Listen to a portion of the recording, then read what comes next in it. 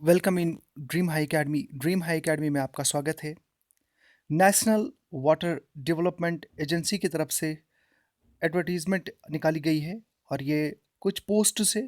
उस पोस्ट्स की तादाद क्या है, क्या क्वालिफिकेशन है, वह सारा जो है वो हम यहाँ पे देख लेंगे। चलिए स्टार्ट कर लेते हैं। यहाँ पे आप देख सकते हो यहाँ पे आप देख सकते हो कि एज रिलैक्सेशन के बारे में जो ये in respect of direct recruitment, आप SC ST कैटेगरी के हो तो आपको रिलैक्सेशन जो है वो 5 साल की मिलेगी। OBC कैटेगरी से हो तो 3 साल की आपको रिलैक्सेशन मिलेगी। फिजिकली हैंडीकैप्ड 10 साल की आपको रिलैक्सेशन मिलेगी। और अगर आप फिजिकली हैंडीकैप्ड हो और आप SC और ST कैटेगरी से बिलोंग करते हो तो आपको 15 ईयर्स मिलेगी, 15 ईयर्स, और 13 ईयर्स आपको OBC मिलेगी।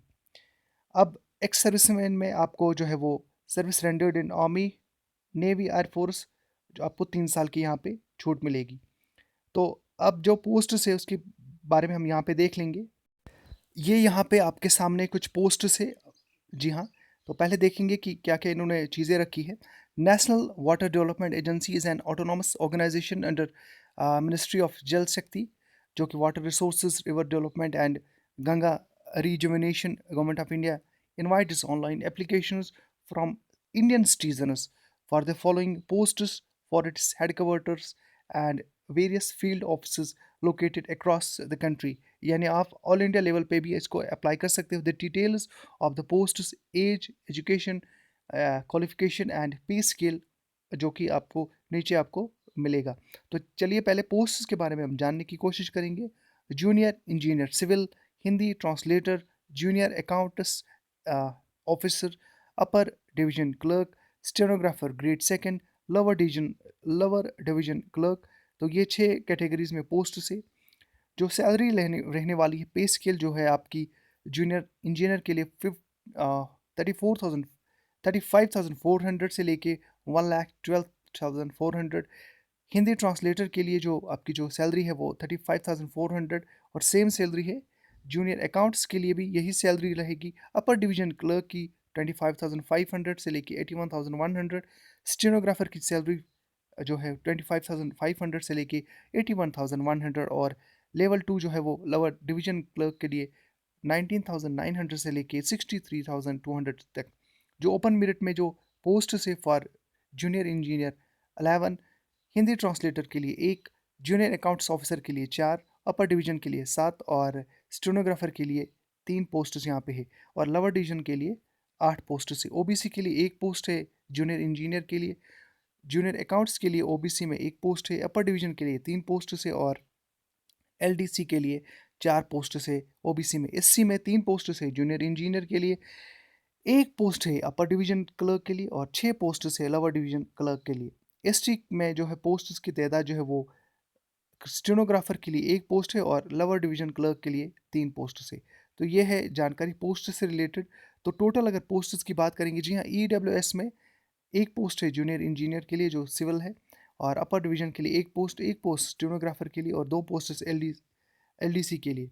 तो टोटल पोस्ट जो है वो जूनियर इंजीनियर के लिए 16 पोस्ट्स टोटल है। जी हाँ, अगर बात करेंगे हम यहाँ पे, जी हाँ, टोटल पोस्ट्स की अगर बात करेंगे यहाँ पे, तो टोटल पोस्ट्स की यहाँ पे एजुकेशनल क्राइटेरिया की बात अगर करेंगे, एजुकेशनल क्वालिफिकेशंस की, जूनियर इंजीनियर के लिए डिप्लोमा इन सिविल इंजीनियरिंग और इक्विवेलेंट फ्रॉम रिकॉग्नाइज्ड यूनिवर्सिटी, और डिज़ायरेबल इन डिग्री जो है आपकी वो सिविल इंजीनियरिंग और इक्विवेलेंट फ्रॉम रिकॉग्नाइज्ड यूनिवर्सिटी होनी चाहिए। नेक्स्ट जो है अब यहाँ पे हिंदी ट्रांसलेटर के लिए आप देख सकते हो master's degree from a recognised university in Hindi with English as a compulsory और इलेक्टिव सब्जेक्ट। तो ये है हिंदी के लिए क्वालिफिकेशन। उसके साथ साथ यहाँ पे जूनियर अकाउंट्स के लिए क्वालिफिकेशन दिखाई गई है। तो आप देख सकते हो degree in commerce from a recognised university institute, 3 years experience in cash and accounts in government office, PSUs, autonomous body, statutory body. तो यहाँ पे अपर डिवीजन के लिए degree of a recognised university, यानी आपको रिकॉग्नाइज्ड यूनिवर्सिटी एक degree होनी चाहिए। स्टेनोग्राफर के लिए आपको क्वालिफिकेशन 12th पास है, और from a recognised board university से, यानी 12th पास भी यहाँ पे जो एलिजिबल है। लोअर डिवीजन क्लर्क के लिए भी जो आपकी क्वालिफिकेशन है वो 12th पास है मिनिमम।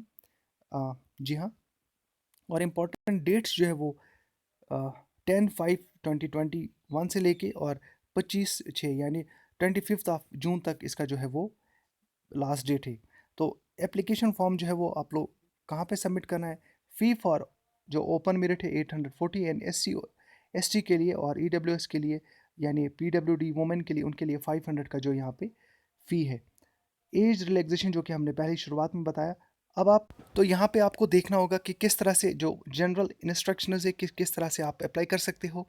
ये जो एलिजिबिलिटी है एलिजिबल और डिज़ायरस कैंडिडेट्स में अप्लाई थ्रू ऑनलाइन मोड जो है ओनली अप टू मिडनाइट जो कि 25 ऑफ जून तक आप अप्लाई कर सकते हो बाय विजिटिंग NWDA's जो वेबसाइट है www.nwda.gov.in। तो यहाँ पे आपको जाके जो है वो एप्लीकेशन जो है वो अप्लाई करना है, फॉर्म जो है अप्लाई करना है।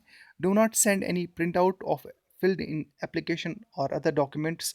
आपको जो है वो डॉक्यूमेंट जो है वो सेंड नहीं करना है, सिर्फ आपको ऑनलाइन अप्लाई करना है।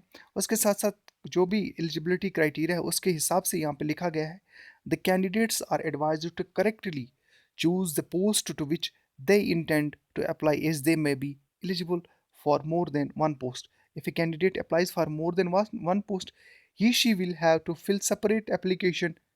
जी हाँ, आप अगर एक से ज़ायद पोस्ट्स में एलिजिबल है तो आपको सेपरेट एप्लीकेशन जो है वो अप्लाई करना होगा and submit application processing fee for each of the applied post. यानी हर एक अलग पोस्ट के लिए आपको जो है वो सबमिट करना है अलग से और अलग फ़ी भी जो है आपको जो है वो यहाँ पे अप्लाई करनी है, सबमिट करनी है।